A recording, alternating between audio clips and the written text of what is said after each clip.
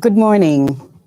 Welcome to another episode of Star Spangled Sit-Down. I'm your host, your guest host, actually. My name is Coleen Douglas. June is recognized annually as Caribbean American Heritage Month. And this morning, we'll be having a conversation with some wonderful guests about Jamaica American connections. We will introduce them to you in a little bit, but before we jump into that conversation, the embassy team spoke with Wayne and Brian Jobson to hear their views. Have a listen. I'm Brian Jobson from Bucharest, Jamaica, basically, and right now I'm a singer, songwriter, producer. Started back when I was a teenager in bands, and we went to school in the States, came back, started a band with my brother Wayne, and that was in the late 70s, early 80s, and through music we've toured the world, met everybody who we'd want to meet, and now we kind of work more behind the scenes in terms of like developing local artists, working with artists from the US, Britain, wherever, and just trying to uplift music always and take Jamaica's influence and music to the rest of the world in any way that we can, or in the best way that we know how. I'm Wayne Jobson, otherwise known as Native Wayne, from St. Anne, not too far from 9 Mile, where Bob Marley's from. And me and my brother had a band called Native, but through the years I've been involved in radio. I was with the #1 station in America called K-Rock, and then I built a station called The Joint on Sirius XM, which was the first national station that you could pick up right across America. I've done films. I produced a film called Red X about the life story of Peter Tosh, which got nominated for a Canadian Academy Award. I helped to produce Who Shot the Sheriff, the story documentary on Bob Marley, which is on Netflix. So I've done film, radio, also as an artist, as a songwriter, as a producer, won 2 Grammys with Gwen Stefani and No Doubt. Did albums with Keith Richards from the Rolling Stones, and a lot of people like that. So mixture of production, songwriting, film, television, and radio. Well, if you listen to almost any music now, it's ubiquitous.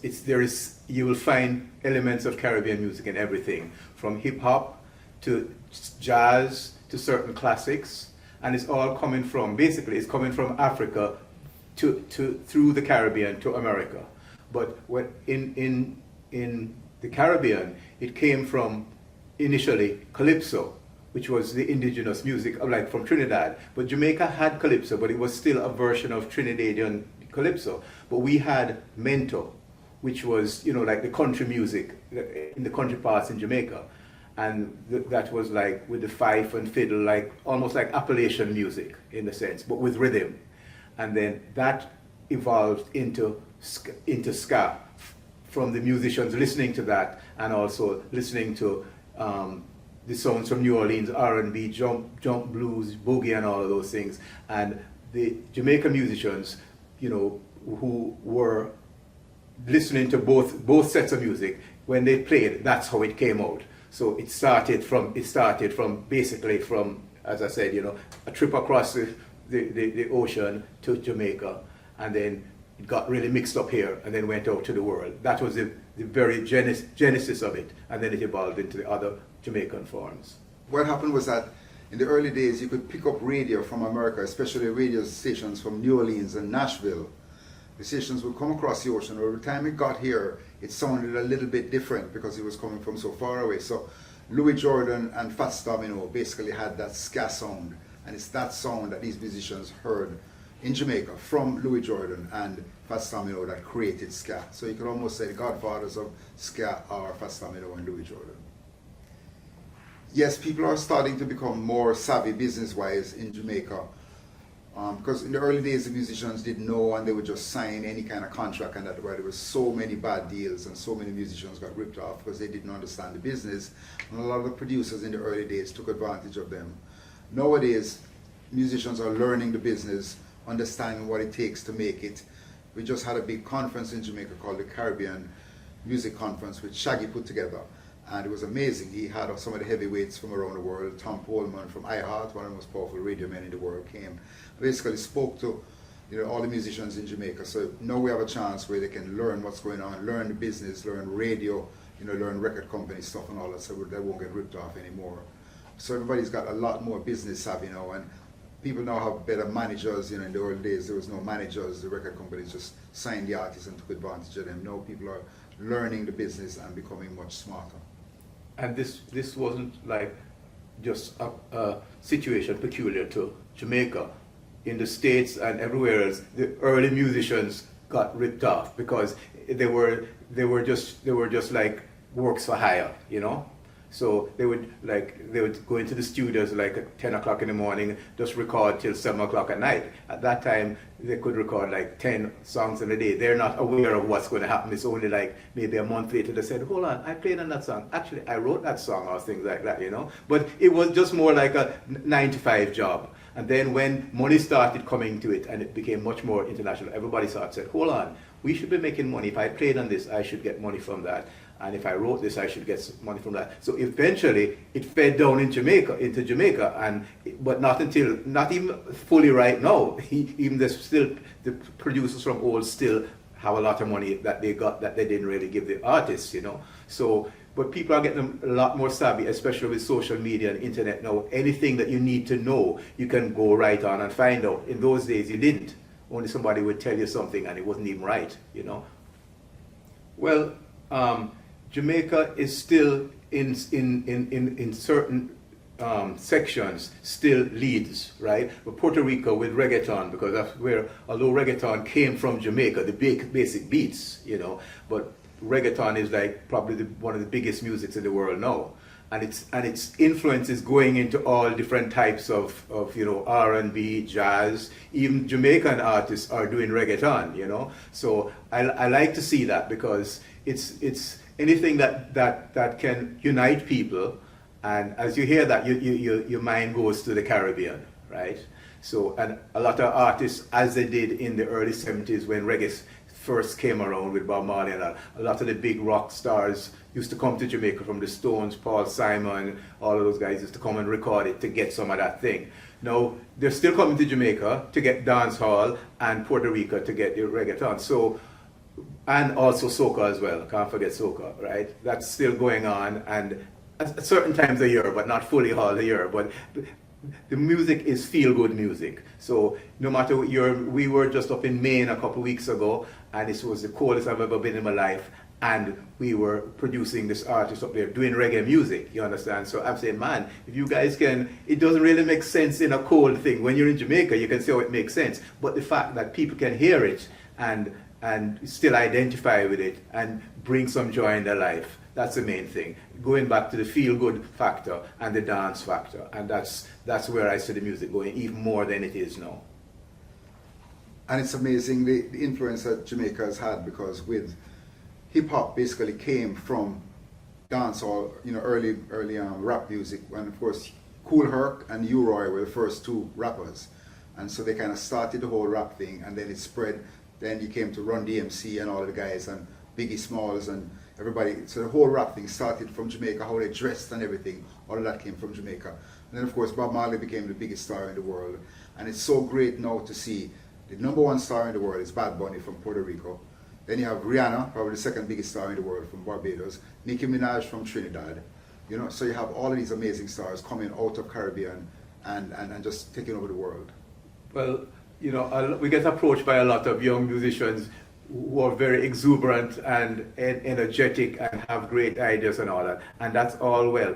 But like I said, so what music, can you play an instrument? No, but I can DJ or sing. I said, well, everybody can do that. So it's always good to get a little keyboard or a guitar and train your ear and listen. Listen to music and listen to every type of music you can, because there's only two types of music in the world, good and bad. So focus on the good, right? Whether it's jazz, classical, hip hop, country and western, whatever. Listen to as much things, so that way you have a larger palette and you have like a barrier almost, like you have a sense of what's good and what's is not really happening, and even take out artists that you really admire and try and imitate them, but then put your little twist to it. But educate yourself as much as you can, and music is a 24/7 thing, you know. So you can't say, well, you know, and a lot of like millennials now say, well, I'm going to try and be a rock star for the next year, and if that doesn't happen, I'm going to go into dentistry or whatever. You understand? If you're going to do it, focus on that, because think that you don't have no safety net. And if you work that way, then eventually it will happen, right? That's what I would say. And for young musicians, I always tell them, the first thing you need to do is to build a team around yourself. Get a band, a great band around yourself, everybody who believes in what you're doing. Then get a team for management. I remember even in the early days when I said to Shaggy, Shaggy, I love your new album. Shaggy said, I'm not Shaggy. Shaggy is a team. Shaggy is a concept. Shaggy is Robert Livingston, the guys in my band, Brian and Tony Gold. All of us do it, we created this team, and that's why Shaggy became the biggest star in the world, because he had a team around him. So you build a team. Once you have the team and you get the music and you get it out, the next thing you focus on is to try and create a family. And a family means all your fans. When you get those fanatical fans that like worship Bob Marley, like Jimmy Buffett and his Margaritaville thing, all the fans that come to his shows. Also the Grateful Dead were the first band to do this. So they have just millions of fans who come to every show, they follow you around. They might come to 3 shows in 3 cities nearby because they're your family. And once you can create that team and then use the team to create the family, that's how you become a superstar. Also for young musicians, I always tell them, never do a publishing deal. Do not give away your publishing, because the only thing that you have forever is your songs are like your children. So treat your publishing like your children. If you want to do a deal for like 5 years or 10 years, I remember when No Doubt did their publishing deal, it was for 10 years, and at the end of 10 years, it gets back to you. So when you own it back again, then you can leave it for your children. You know, because you leave it for your real children. The songs are your children until you have the children, and then you can leave that for your children. So you always have something to go in. But if somebody owns your publishing, for the rest of your life, they're just going to give you 10 cents when they feel like. They can license one of your songs to a toilet paper company, and you can't say anything. So never give away your publishing. Interesting conversation with Wayne and Brian Jobson. It's like we just got a music lesson. Welcome back. I am your guest host this morning, Coleen Douglas, for Star Spangled Sit-Down. And I did say I have some wonderful gentlemen with us. And it's my pleasure to introduce them to you. Beside me, I have every studio session. I like studio. And every time I go into a studio for any studio session, he's going to be there. Robbie, you from the piano to the synthesizer, he plays, and he is a reliable musician. We've heard him on popular songs. You'll hear some of them later on. We know off my head, Taurus Riley, She's Royal, and also Maxi Priest's Wide World. So, Robbie, welcome, and thank you for spending some time with us. Veteran Jamaican DJs, producers, and broadcasters with over 30 years of experience, Alric and Boyd, they are different people, by the way. They're just twinning for the music. They've been credited with introducing hip-hop and other music coming out of America to the Jamaican audience and kind of shaping the way we receive music. And so we give thanks that they were able to join us. Welcome, Alric and Boyd. And thank you. Boyd, may I start with you? Okay. When did you start listening to American music? I started when I was 3. I was always into music. I remember my favorite song at 3 years old, and I can remember when I was 3, was the Equals Black Skin Blue Eye Boys. It wasn't a Jamaican song, but the way how it was done interests me, and I used to always dance to that song. I want for our audience, you have to tell me what genre that was. It was a mixture of rock. Well, it's 73, so that would be rock. I wouldn't say pop, but more rock, R&B, soul type thing, funk. Yeah, rock and funk, I would say. I'm coming over to Robbie, not because of your age, sir, but because I really wanted you to give us a perspective. So Alric and Boyd would start playing music for Jamaicans in the 80s. But before that, what were we hearing on radio in terms of American music? Before the 80s? A lot of, I can't call some of the names of the popular people before that in terms of R&B music and you know, the wider thing. You know, you had people like Sam Cooke, Otis Redding, you know, those were some of the early R&B popular singers. And you had a lot of country and Western people like Jim Reeves and, you know, quite a few others. Yeah. No, I'm laughing Yeah. because I'm hearing my Sunday radio mornings Right. when I was growing up. Yes. Alric, we want to go to a little bit about when you started playing music now. What were you playing from America? Well, I would have started DJing officially in '88. And at that time, it was a lot of pop, dance music, the '80s style of dance music that would include freestyle, some house, mostly pop, and some amount of hip hop. You would find that at that time, hip hop really wasn't being played as a genre unto itself. Mm-hmm. It would be played as part of a dance set. Ah. So you'd start there and go up in tempo into dance music, and pop music.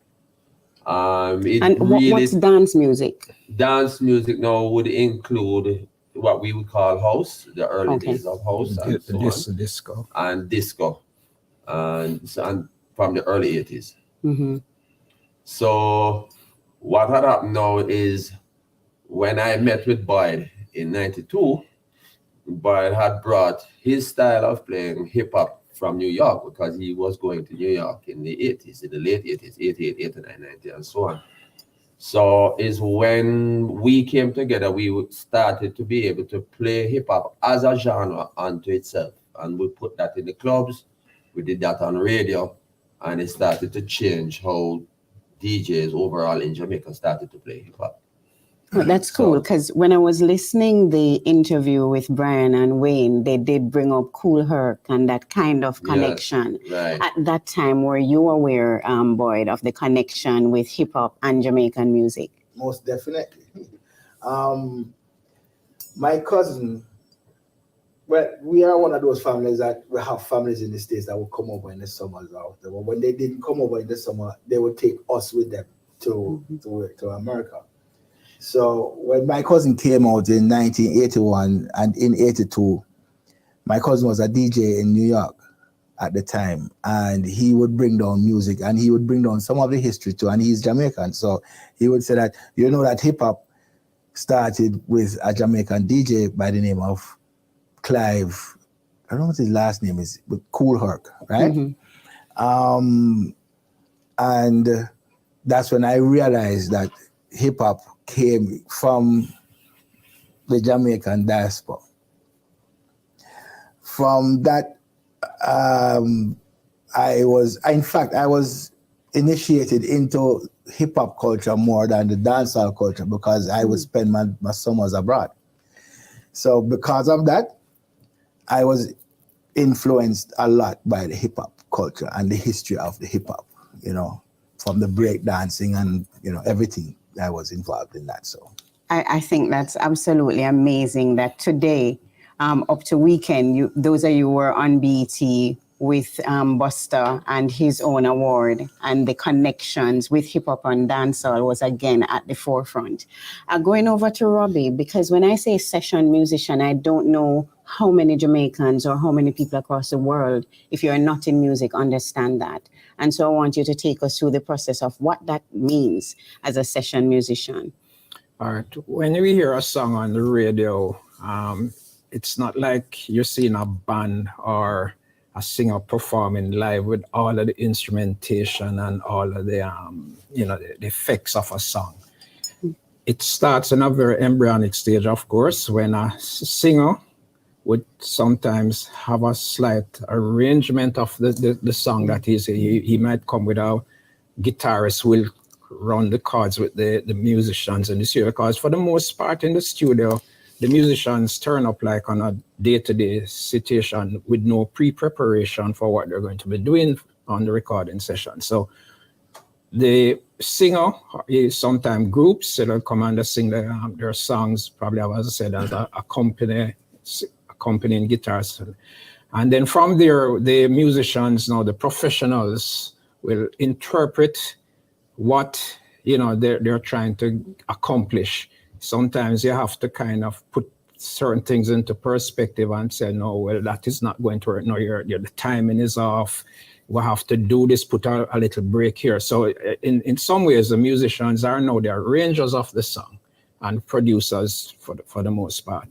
And then everybody will come up with their parts. You know, the bass player, the drummer will find a groove. You know, the horn players will find a line. Or in most cases, some of the early recordings, you will have a musical director, you know, who will pretty much take the options of creating the parts for the other musicians to play. You know, so okay, well, this is a chord progression, this is a bass line. I want it to play this phrase on the guitar, and then it all comes together. So after a couple of run-throughs to make sure everything is perfect to suit the song and the singing and the harmonies, the track will be recorded, the music track, the basic music track.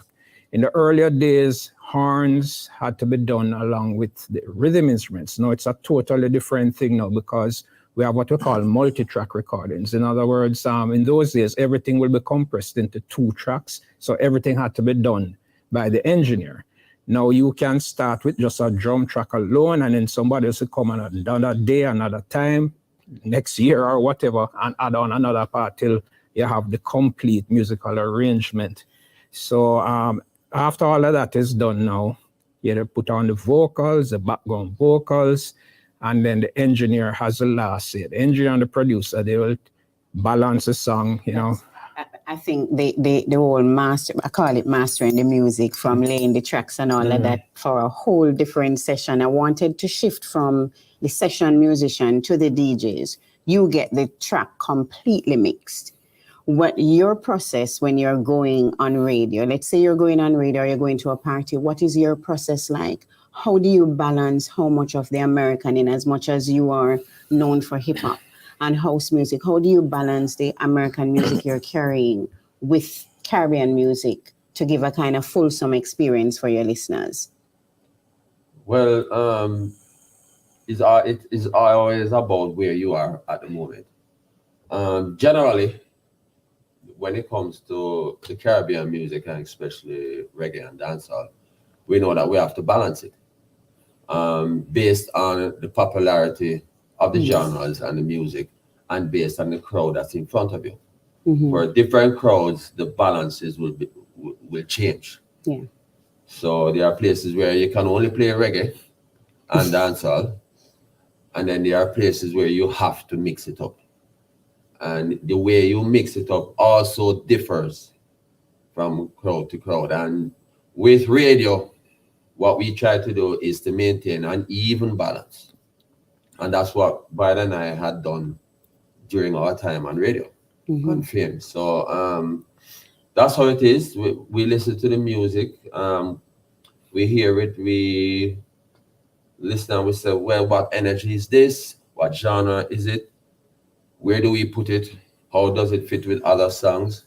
What do we use as segues from one genre to the next? We do all of that and present it as such. And Boyd, I want to go to, I'm imagining that you play for the American audience from time to time. How is the music received there? Is there any particular difference when you're playing for Caribbean people? And when I say America, not necessarily for Caribbean Americans now, but just an American audience in general. Well, when I go to play to New York or whatever, I tend to play for the native New York people, not the diaspora. So you play like you have to go there beforehand to see what is hitting, and then you actually take that into consideration. You know, you have your tunes put together, and then you go out and you play your tunes. So I noticed that over the time from I was there in 88, 89, 90, there was a break before I went back. When I went back like in 2004, I noticed that a lot of the dance hall was creeping into the sets of the usual party going crowd. So you'd have, back in the day, you'd have 1 or 2 dance hall, but in the 2000s, it became more of a reggae set, a dance hall set, where they would still be playing a lot of the older stuff, but they would put in like 1 and 2 new reggae juggling, dancehall juggling in the mix, and the people would really love it that way. So it had grown tremendously from when I was there in the 80s to when I went back in 2004, that the dancehall had found a place in the party scene over there. Okay, and Robbie, I'm here thinking that a lot of people are very surprised with Jamaicans, especially because sometimes I think we're insular when it comes to music. But how we love rock and roll, we love pop, we love country. So I have gone to some fest, for instance, and I've seen how people interact with the American artists when they come down, and people are surprised who are non-Jamaicans or non-Caribbean. What do you think is the cause for that? Our love, even when you think about artists who've done a lot of covers from American music, what do you think is that connection with Jamaicans and American music? Jamaican music, early recordings going all the way back to the 60s to the present time have been heavily influenced by an American music genre in various forms. And we have literally taken some American songs and turned them into Jamaican songs, you know. I mean, one of the songs that was declared, I don't remember the exact terminology, One Love, Bob Marley. It was some global masterpiece. Don't remember what the title of the recognition, but it is a song from an American R&B group, The Impressions. And over the years, if you list a lot of the groups, Techniques, Uniques, you name them, Paragons, they have been heavily influenced by American R&B groups. So we have always been subject in Jamaica to an influx of American music primarily, and we have accepted it, and we have tried to use their music to integrate into our style. And we have always gravitated to American, music influences. Yeah. And I spoke to a musicologist recently, and I said, what do you think is a connection? And his comment was, it started the moment blacks entered America on the slave ships, the same way they entered Jamaica. So we have a connection that is really natural based on a shared history. And so, and experience. Alric and Boyd, I want both of you to answer, because as Robbie was speaking about his own experience, I just wanted to, from the DJ perspective, for what you listen, what you like to hear, think about for a minute, if you were to think of 3 big artists in the Caribbean and 3 big ones in America, tell me that collab that you envision. For a stage show? No, not for a stage show. Where we need the use of a session musician. Like, what's that great collaboration if you were to think of any 3 American artists, any 3 Caribbean? Alive or Dead is perfectly fine. I would go with Prince. Along with Dennis Brown. I did man them him draw for you. Yeah, man. Prince and Dennis Brown. as a collab. You heard that? Michael Jackson with Bob Marley. What would that sound like? That's crazy. I mean, if you think about it, it's on that same level. It has already happened with Sting and Shaggy. If you think about it. But beyond that, now, with all the technical capabilities, now, I have recently been introduced to some YouTube videos where they merge some top R&B groups or singer with rock, heavy rock groups. But as I said, it is a creative process that no ordinary person can come up with those types of ideas. And to merge them all together, it is not possible. Look on Natalie Cole with her father. But also, it was happening in the 80s, because that's what made Run DMC huge. Yeah. when they mixed I like some Run DMC. hip hop with rock. Yeah. And they were always mixing hip hop with rock. From Sucker MC, that was a type of a rock riff that they Trying took. to remember the name. Rick Trying to remember the Rubin name was of a the rock group. influence. The name of the group that they Run DMC. Aerosmith. Right? Right. So Run DMC did Tyler. Walk This Way with Aerosmith. Right. And they were the first to actually cross that border. Well, these YouTube videos pretty much along those lines. They take yeah. the So both. I'm here just thinking of your favorite Bob Marley, your favorite Michael Jackson. What's that? Let's see how we blend them. Whoa. No, you're remixing them. So much trouble in the world. Yeah. That will be the So theme. much trouble with the world. Because Michael Not is heal the always world, it singing would be- protests and trying to get recognition to world affairs. And Bob was also that type of person. It would not be hard to find a couple of songs to Like, merge you could into say that. Heal the world and so much trouble in the So world. much trouble in the world. Those Heal two the go world. together. So much trouble in the world. Yeah. Where's the heal the world? The world. So it's I because when you think about where we start with music, it starts from somebody's passion for somebody's interest. And Robbie, that's really a good point, by the way, because music at the heart of it, when you think of whatever American genre, whatever Jamaican genre starts out of a kind, it's sociology.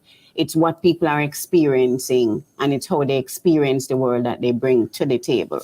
So yeah, I like that. Anybody listening online who want to do a mix of Heal the World, so much trouble in the world, I think that's a wonderful thing that we can have going on the embassy's platform for a couple of weeks. Can I backtrack for 1 second about the American influence?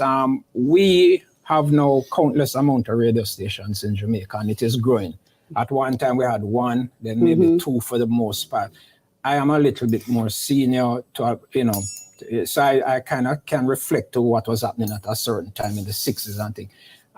What used to happen, why the American music was so influential, is that at nighttime, primarily because of science or whatever, radio stations from America were able to picked up in Jamaica, and they have, of course, had so many stations playing all sorts of music, and that is where a lot of people kind of got turned on to American music, because at night time we didn't have TV, we didn't have all sorts of things. So TV used to sign off. Yeah, or at some time we didn't have TV at that time, but there was no internet and things. You had to find other ways to entertain yourself. So people will go home when they get home from work and okay, what do I do now? You turn on your radio and you tune it into an AM station from Miami or wherever, and that is where all of this music was coming from. Oh, awesome. Alric and Boyd, really bring me to thinking about music and collabs with American Jamaicans in particular. Can you think of some? Because I was thinking of, is it Beanie Man and Maya? That's one. Yeah. So just for the purposes, sometimes people don't think about how much we actually collab. Can you, off the top of your head, share some? With Janet Jackson. Right. Yeah. It's endless. It's endless. It's a fad now. They had been doing that from the 70s, it's a fad. 80s, 90s, 2000s. They were always mixing. Always. And unfortunately, some artists as big as they sometimes can't stand on their own. Right. They need somebody to inject certain elements into a music production. So, that's why we see so much of that. So I want to talk to Robbie. Just said, have you done work with international artists? Yes, I have. And how, in terms of work practice, just the culture, when you go in a studio with the Jamaican them versus when you go in studio with an American, is there any difference for you? Not really, because sometimes working with the Americans, when they come to Jamaica to record, they come to do it the Jamaican way.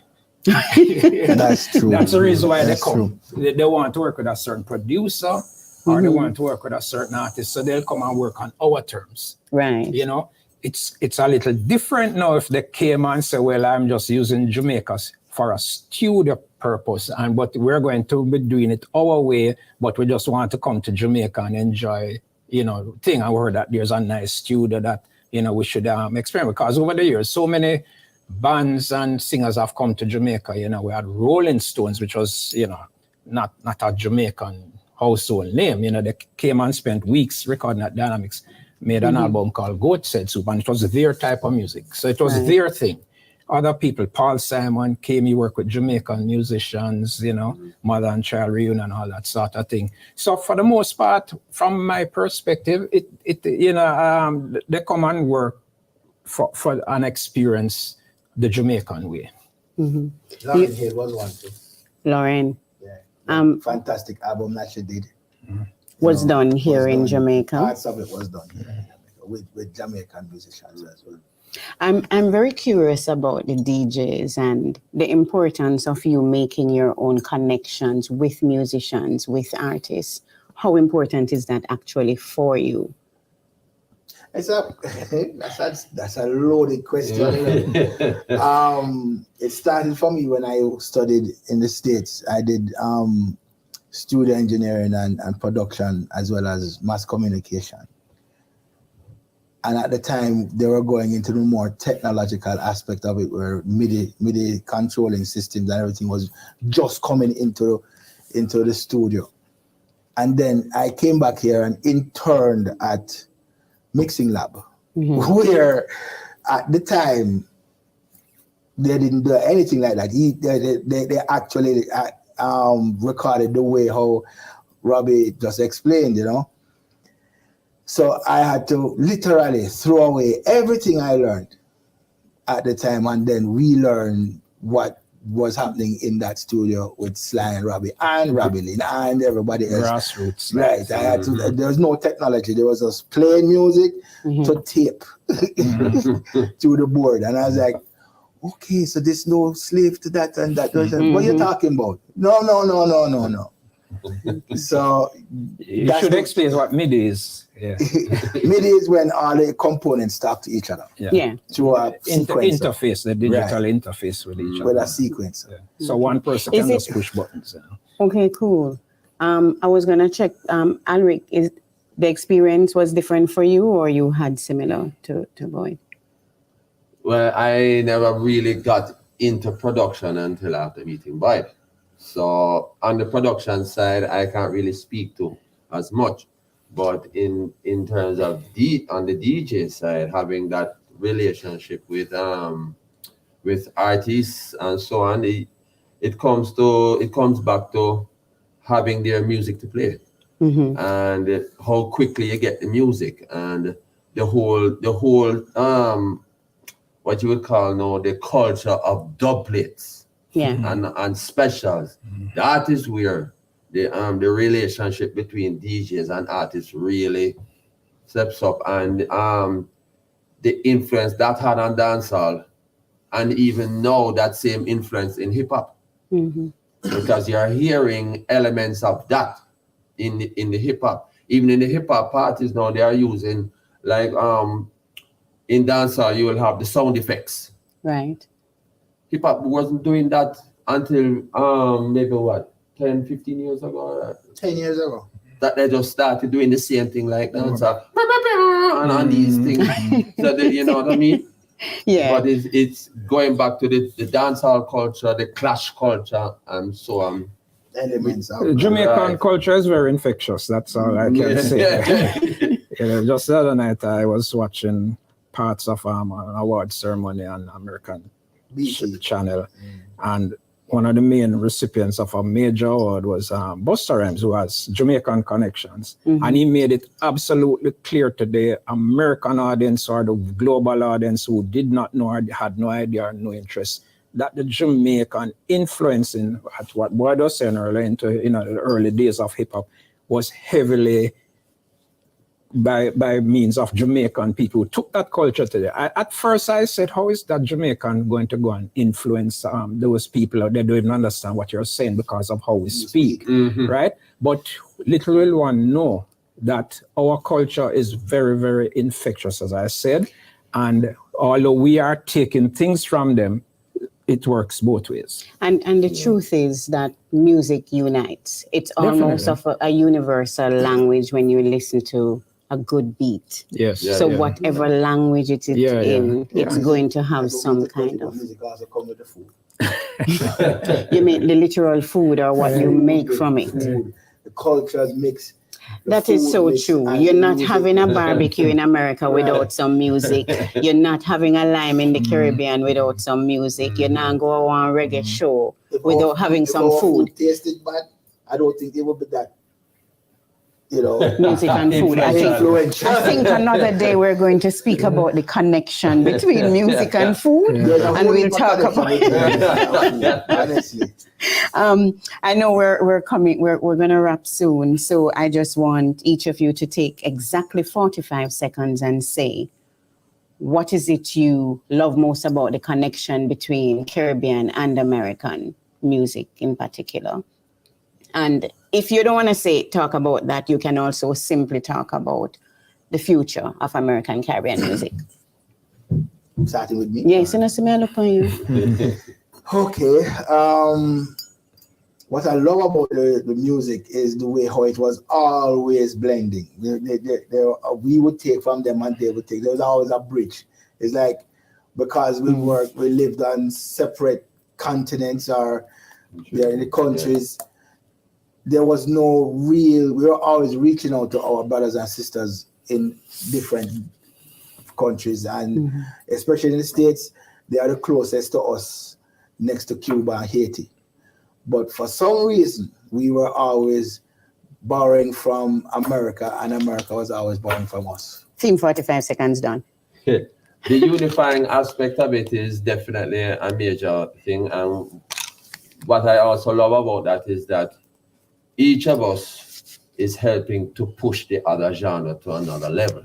So the constant evolution of music generally is what I'm loving. We are now seeing the African influence in it, and the vice versa kind of thing, where the Africans have really taken our dancehall and all they have done is put space and swing to it.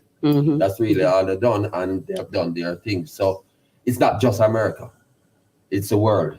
It's Jamaica to the world, yes. Yeah, quickly, what used to happen in music, it was more like competition, which culture is better, who is, we better than you, sort of thing. Now I find out it is all coming together. It's more about the unity and the brotherhood in the music for the benefit of all. I think that's a perfect note to end on. It is the bridge, it is unity, it is the connection. African, Caribbean, American. It's Caribbean Heritage Month. We're coming to the end of that, and it has been my pleasure to be a guest host on Star Spangled Sit-Down with you. I hope to see you soon.